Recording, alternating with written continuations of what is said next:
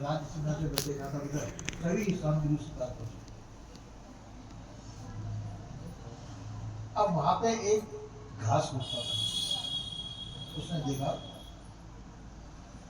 कि मैं यहाँ घास खोदता हूँ और घास खोदने में मेरे को 4 रोटियां मिलती हैं। घास खोदने की मेरे को 4 रोटियां मिलती हैं। 4 रोटियों के बदले मेरे को दिन भर घास खोदना पड़ता है और ये कुछ नहीं कर रहा है। इसके सामने सभी चीज उपलब्ध है, आवश्यक सामग्री जो नहीं होनी चाहिए राजा महाराजाओं की चीज उपलब्ध है इसमें, तो क्या करें? तो मैं भी घास खोदना छोड़ दूं। और बासी रोटी मिलती थी उसको, दिन भर घास खोदता था, सब बासी रोटी उसको मिलती थी खाने को। तो उसने कहा वो भी कहते एक दूसरे पेड़ के नीचे जाकर के वो भी घास खोदना बंद करके बैठ गया। तो सेठ जी आए तो सब चीज ला करके उसको दे दी, जो राजा था साधु बन के बैठ गया था। अब उसके लड़के ने कहा अरे भाई एक साधु और बैठा हुआ, इसके लिए भी कुछ दिया। तो वो घर में पहुंचा तो खत्म हो चुका था जो बना हुआ पकवान था। तो बासी रोटी 4 रोटी रखी हुई थी। 4 रोटी उसमें प्याज रख करके ले भाई साधु को, और ला करके साधु को दिया। साधु ने वो 4 रोटी फेंक दी। अरे ये तो मैं साधु नहीं था, घास होता था जब भी मिल जाती थी, और साधु होने में मेरे को गाय की गांठ में 4 रोटी मिलती, मेरे को साधु होने से फायदा क्या हुआ? पूछा कि महाराज जी आप पहले क्या करते हैं, कैसे, सब पूछा। तो देखो इतना ही फायदा साधु होने पर, पहले तो घास खोदने पर आपको 4 रोटी मिलती, अब बिना घास खोदे आपको 4 रोटी मिलती, इतना ही फायदा साधु होने में, वो आपको प्राप्त हो रही है। तो आज नाराज क्यों होते थे? इसी तरह से हम संसार से निराश हो जाएं तब भी आवश्यकता की पूर्ति होगी। यदि आवश्यकता की पूर्ति कर दिया, अनावश्यक इच्छाओं का त्याग कर दिया जाए, वह साधुता है।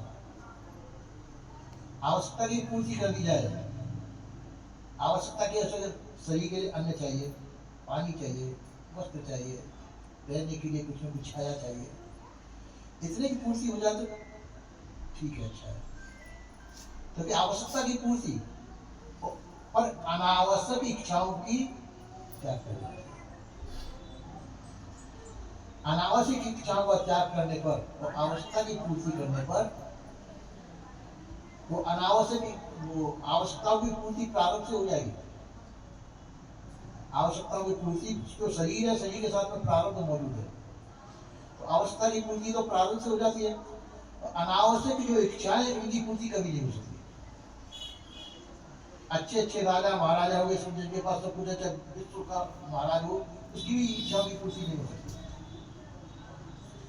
तो इसलिए जो व्यक्ति इच्छाओं का त्याग कर देता है, इच्छा संसार की है, तो उन इच्छाओं को प्राप्त करने में भी आपको कुछ मिलेगा नहीं, वो सब छोड़नी पड़ेगी। चाहे आप सोने के महल बनवा लें, चाहे कुछ भी बनवा लें, सब त्यागनी पड़ेगा।